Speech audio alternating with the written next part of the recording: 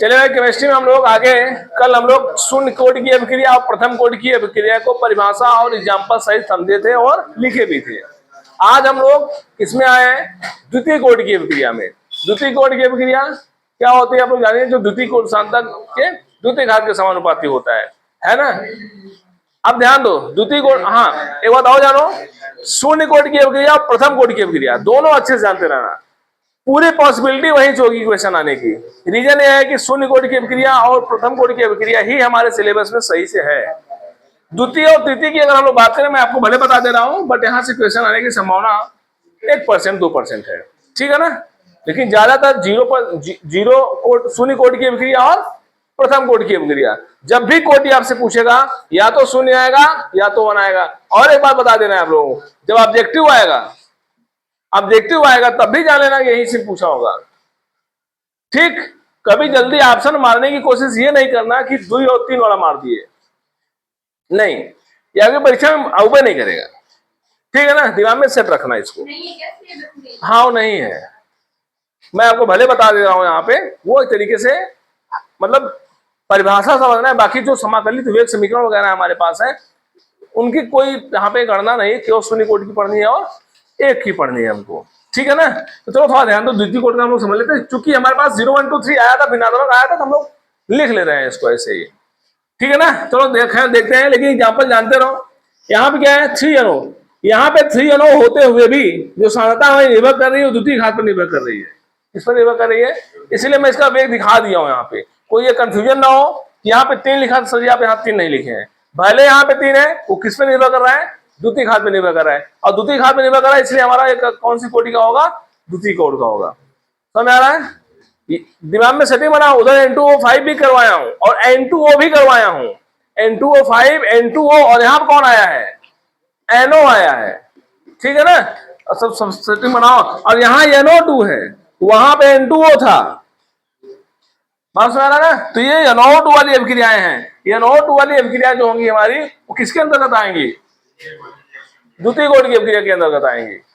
बात समझ रहा ना। तो ऐसे ही दिमाग में सर, ये NO2 डिकम्पोज हुआ किसमें, N2 और O2 में, हाइड्रोजन आयोडाइड टूट करके। अब इसमें कोई कैटालिस्ट वगैरह नहीं लगा है, ठीक है ना। तो हाइड्रोजन आयोडाइड टूटा किसमें, H2 में और I2 में। ये भी हमारी कैसी होगी, द्वितीय कोटि की अभिक्रिया होगी। यहाँ पे घात कितना होगा, 2 होगा। यहाँ पे 2NO2 लगा हुआ है, द्वितीय कोटि की होगी। NO2 वाली अभिक्रिया जानते रहो, दिमाग में सेट रखो। H2O2 वाली अभिक्रिया करवाया हूं, करवाया ना H2O2 वाला। हाँ देखो उसमें 0 में या 1 में H2O2 की अभिक्रिया हुई है, कहा नहीं भवा, भव ना, कौने कोटि में भवा, प्रथम कोटि में, 2 में भवा, प्रथम भाव है। H2O2 वाली जो क्रिया होगी हमारा, वो प्रथम कोटि की क्रिया के अंतर्गत आएगी, तो ध्यान देना। लेकिन ये H2O2 आयोडाइड के साथ है, ये H2O2 किसके साथ है, आयोडाइड के साथ है। तो ध्यान दो थोड़ा सा, अब ध्यान दो, यहां पर H2O2 पर भी निर्भर करेगा और I पर भी निर्भर करेगा। I के एक घात के और H2O2 का एक घात, भले यहाँ 3 लिखा है, एक ही घात पर निर्भर करता है, और इस पर निर्भर नहीं करेगा। एक घात इसका, एक घात इसका, ठीक। तो ये कैसी कोटि की अभिक्रिया हो जाएगी, द्वितीय कोटि की अभिक्रिया हो जाएगी। यहां पे हमारे पास क्या है, 2NO है, 3NO वाला द्वितीय ऑर्डर उल्टा है, और 2NO वाला तृतीय ऑर्डर है, थर्ड ऑर्डर है। समझ आया ना। तो थोड़ा सा ध्यान दो। अब यहाँ पे 2NOCl2 है, इस पर भी निर्भर करेगा और इस पर भी निर्भर करेगा। मतलब अगर आप इसको वेग नियम से लिखोगे तो वेग बराबर आपको क्या मिलेगा, NO की घात 2 और Cl2 ऐसा मिलेगा। बात समझ आया। माने इस पर भी 2 घात ये हो गया और एक घात 2 और 1, और हम जानते हैं कि कोटि क्या होती है, सांताओं की घातांकों का योग होती है, ठीक। आगे हमारा क्या, हाँ ये Cl3 Cl2।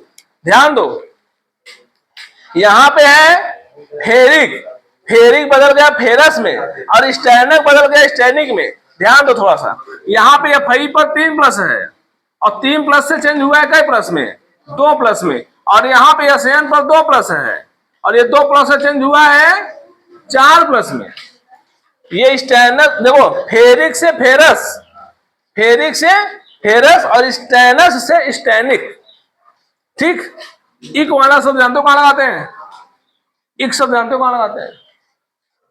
जैसे हमारे पास यहाँ पे Fe2+ है और Fe3+ है, तो ध्यान देना एक पे इक लगेगा, फेरस फेरिक, एक पे अस लगेगा, एक पे इक लगेगा। जिस पर ज्यादा आयंस होंगे उस पर इक लगाया जाता है। क्या लगाया जाता है? ये फेरिक है और ये फेरस हो जाएगा अपने आप। ऐसे ही कौन ज्यादा, कौन इक वाला होगा? हाँ, ये स्टैनिक होगा और ये स्टेनस होगा हमारा। समझ गए? तो ध्यान दो, हुआ क्या, जब Fe किसके साथ जुड़ा, Cl के साथ, FeCl2 बनाया, ठीक, और ये CnCl। अब देखो ध्यान, दो दिया है, 6 Cl यहाँ हो गया और 2 यहाँ, 8 Cl, 2 दूना 4 Cl और 4 Cl यहाँ है, 4 4 8 Cl हो जाएगा हमारा पूरा।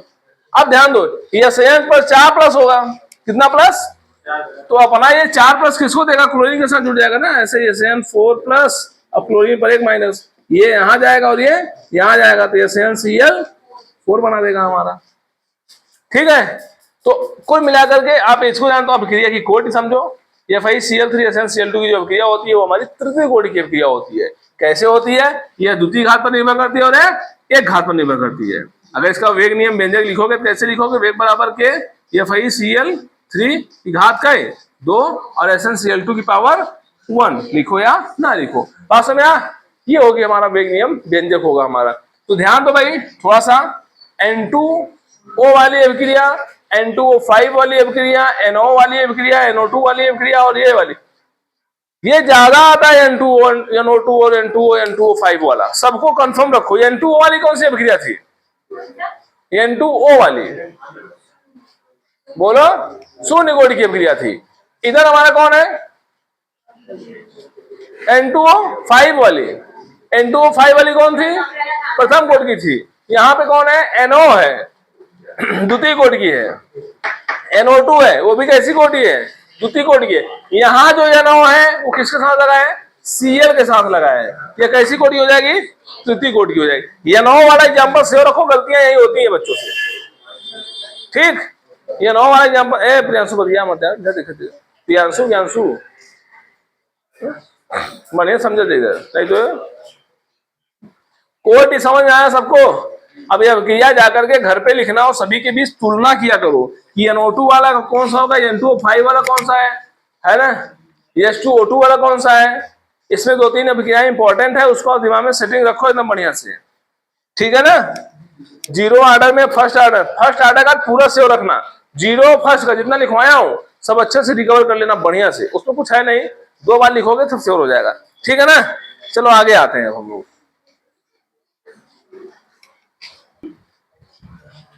तो चलिए भाई, हम लोग ये जो काम करने जा रहे हैं, ये 4 नंबर 5 नंबर के क्वेश्चंस आएंगे 5 मार्क्स के, यहाँ से सीधा आपकी परीक्षा में बड़े क्वेश्चंस जब आएंगे इस चैप्टर से, केमिकल काइनेटिक्स से, तो ध्यान देना वो 5 नंबर वाले प्रश्न यहाँ से बनते हैं। समाकलित वेग समीकरण, और समाकलित वेग समीकरण क्या होगा, इसकी सहायता से हम लोग क्या करेंगे? वेग स्थिरांक की गणना करेंगे। और वेग स्थिरांक को हम लोग किससे प्रदर्शित करते हैं? के से। किससे बात करते हैं? के से। वेग स्थिरांक की गणना यानी हम लोग के की गणना करना सीखेंगे।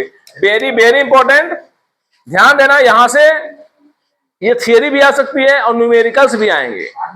ठीक, हाँ 5 नंबर का, इसलिए आप लोग इसको थोड़ा सा ध्यान से देखो, मस्त समझ में आएगा। बड़ी बात यह है कि केवल 2 पढ़ना है आपको, पहला शून्य कोटि की अभिक्रिया, दूसरा प्रथम कोटि की अभिक्रिया, इसके अलावा आपको ये नहीं पढ़ना है।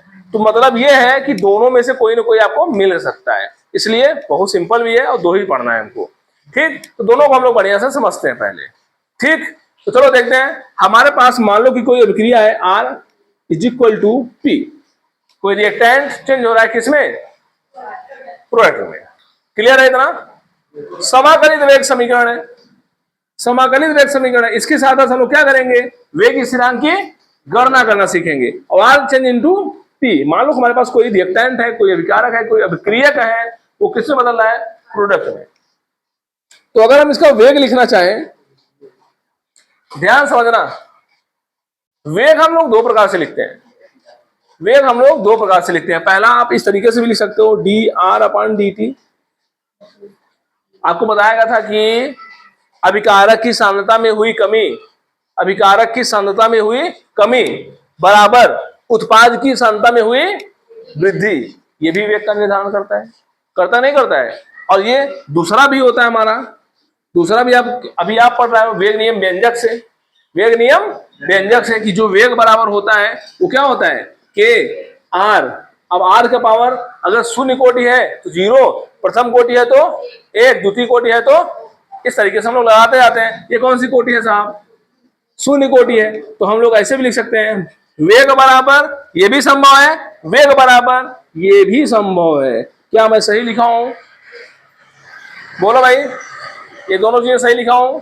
माने वेग का निर्धारण आप यहां से भी कर सकते हैं, वेग का निर्धारण आप यहां से भी कर सकते हैं। अगर ये दोनों सही है तो हम इन दोनों को आपस में बराबर दिखा सकते हैं, दिखा सकते हैं बराबर।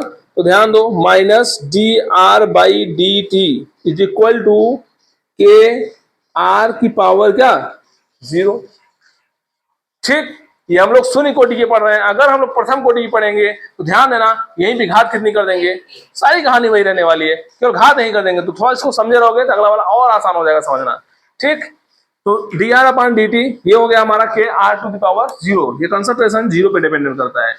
अब ध्यान दो, मैं क्या करता हूं, आर को आर की घात 0 है।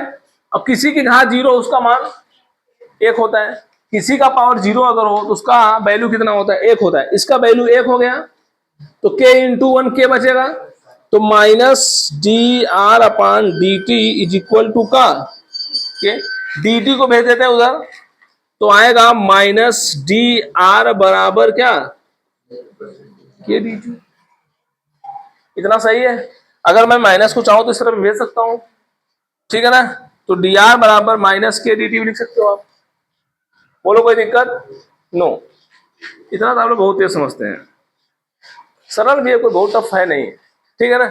अब क्या करना है, यही हमारे पास जो वैल्यू आई है, यहाँ पर आप देख रहे हो डी टी लगा, एक तरफ डी आर लगा हुआ है। और ये क्या करेंगे, इसी का हम लोग समाकलन करेंगे। क्या करेंगे, क्योंकि इसका नाम क्या है, समाकलित वेग समीकरण।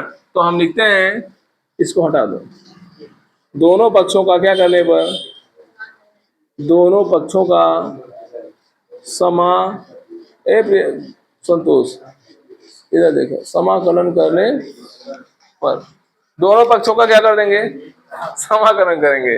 और जब समाकलन करेंगे तो कैसे लिखेंगे, ऐसे लिखेंगे D R is equal to integration of minus क्या के डी टी। लिख सकते हो, बोलो, लिख सकते हो ना, बिल्कुल लिख सकते हो, ठीक है ना। अब ध्यान दो आगे, डी आर का समाकलन, डी आर का समाकलन आर हो जाएगा इज इक्वल टू, इसका समाकलन करो माइनस के डी टी, माइनस को बाहर कर लो, के का समाकलन कुछ नहीं होगा, के भाई होगा, उसको कुछ करना नहीं है तो बाहर हो जाएगा। dt का समाकलन t होगा, क्या होगा, dt का समाकलन t। ध्यान दो, आप लोग पढ़े हो ना, dx का समाकलन x, dx dy का समाकलन y, dt का समाकलन t, बताया ना। तो dx dt का समाकलन t हो गया। और जब हम लोग समाकलन करते हैं तो समाकलन करने के बाद एक स्थिरांक अलग से लगाते हैं। कहाँ चला गया, क्या कमा हो, वही बताया, जब समाकलन होता है तो डी हट जाता है। अभी क्या बता रहे, dx का समाकलन x, dy का समाकलन y, dt का समाकलन t। बात सुना, ऐसे होगा हमारा। अब यहां से देखो ये i कहां से आया, वही बता रहे ना, जैसे अगर हमारे पास कोई समाकलन अगर आप करते हो तो समाकलन करने के बाद हम लोग क्या लगा देते हैं, स्थिरांक का प्रयोग कर देते हैं। अगर मान लो अगर आगे और समाकलन करने की जरूरत पड़ी तो हम लोग इसको और आगे बढ़ा सकते हैं। मतलब जितनी बार आप समाकलन करोगे आगे आई जोड़ते जाओगे, उसको उसी को समाकलन बोलते हैं। समाकलन क्या करता है, छोटी वैल्यू को बड़ा करने का काम करता है। आई माने कोई भी संख्या हो सकती है, इंटीजर हो सकता है, कोई भी वैल्यू हो सकती है, वहां पे आई माना जाता है उसको। ठीक, अभी आई हटा देंगे हम इसको, यहाँ से ये आई लगा नहीं रहेगा यहाँ पे। अब ध्यान दो, ठीक है, नहीं आएगी, तो ये हमारे पास आ गया R is equal to minus K T plus I. अब इसको क्या कर सकते हैं, अगर t बराबर 0 पर, अगर t बराबर 0 पर सांद्रता जब समय कुछ नहीं बीता होगा, जब समय कुछ नहीं बीता होगा तो जो सांद्रता होगी R, वो R नॉट की क्या होगी, मतलब जब समय 0 था तो सांद्रता भी 0 रही होगी, सॉरी सांद्रता भी मैक्सिमम रही होगी, सांद्रता में कोई परिवर्तन नहीं हुआ होगा। आर नॉट का मतलब क्या समझते हो, प्रारंभिक सांद्रता। आर नॉट का मतलब जैसे अभी भी मैं अभिक्रिया करने के लिए, मान लो कि मैं फिटकरी लेकर के आया हूं, नमक लेकर के आया हूं, अभी अभी अभिक्रिया करने के लिए, अभी शुरू अभिक्रिया नहीं हुई, कोई समय बीता नहीं है, टी बराबर 0 है, इसका मतलब जो मटेरियल हमारा है उसकी सांद्रता पूरी की पूरी पड़ी हुई है, उसी को हम लोग बोलते हैं प्रारंभिक सांद्रता, या उसको हम लोग बोलते हैं आर नॉट। क्या बोलते हैं, मैं चाहता हूं कि यहां से आई को रिमूव कर दूं, आई को क्या कर दूं, रिमूव कर दूं, तो हमको आई का मान निकालना पड़ेगा, ठीक है ना। तो कैसे निकालोगे, ध्यान दो, t बराबर, चूंकि ऐसे लिख लो, चूंकि t बराबर 0 पर r बराबर क्या होगा, आर नॉट, जहां आर नॉट क्या है, प्रारंभिक सांद्रता। प्रारंभिक सांद्रता से परिचित हुए, जैसे अगर अभी अभी की कोई चीज हम लाए हैं अभिक्रिया करने के लिए, अभिक्रिया शुरू नहीं हुई, समय कोई नहीं बीता है, तो निश्चित रूप से प्रारंभिक सांद्रता बोला जाएगा। सुनो जब बार बढ़िया से, t बराबर 0 पर, t बराबर 0 पर r क्या हो जाएगा, आर नॉट। ध्यान समझो यार, t बराबर 0 पर r बराबर आर नॉट, तो चलो t बराबर 0 रखो, उपयुक्त समीकरण से, इसको मान लो समीकरण नंबर 1, ऐसे लिख लो, उपरयुक्त समीकरण से क्या कर रहे हो, का 0 कौन, अबे तो सोच रहेगा, कब से बताओ था ये चीजें, बताओ रहे।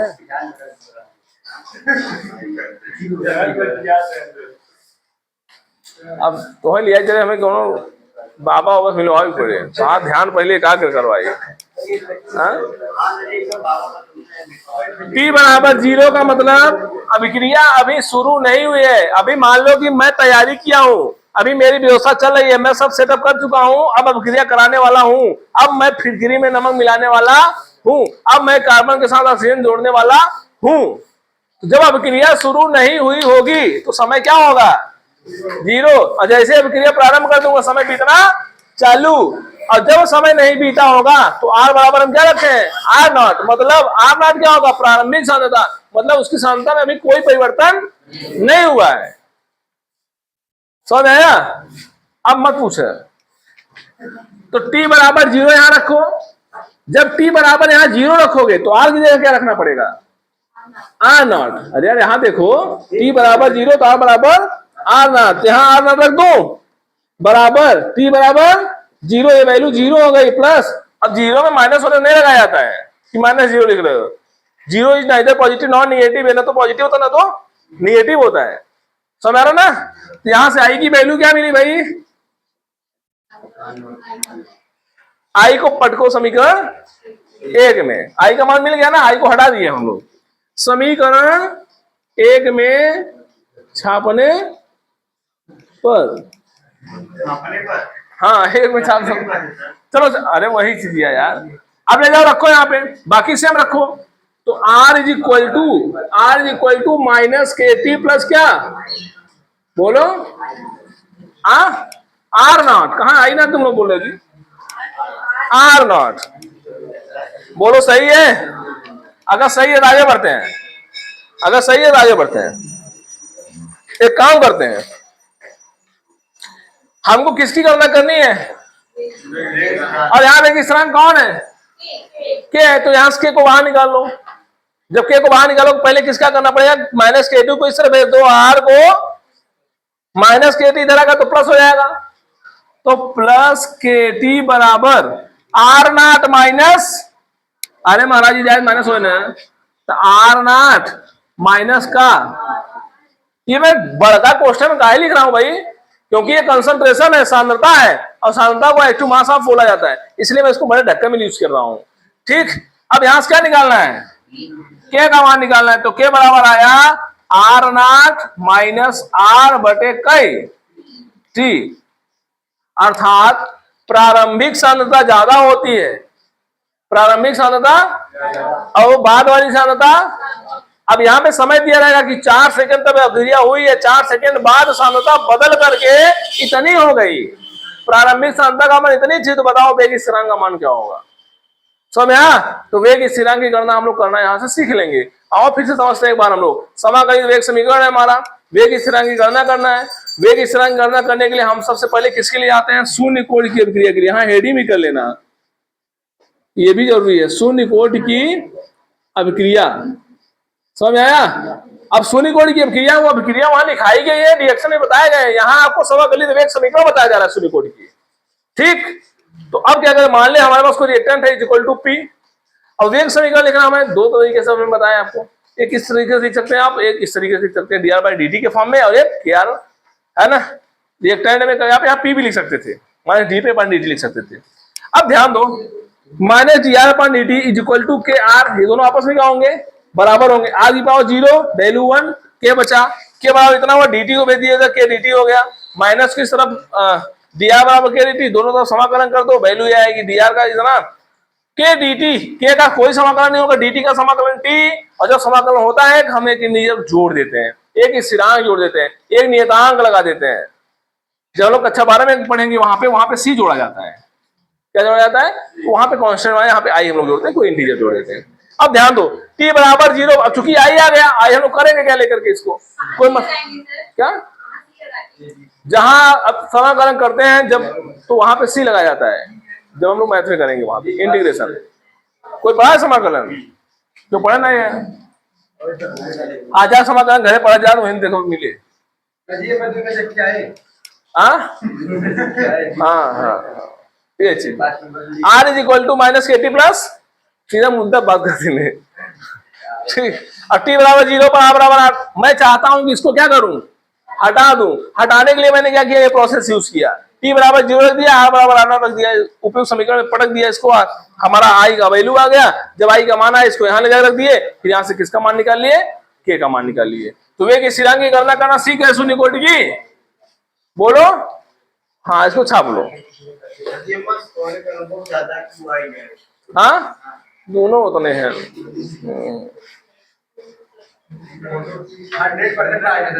100% बताइए का प्रथम कोटि के, हाँ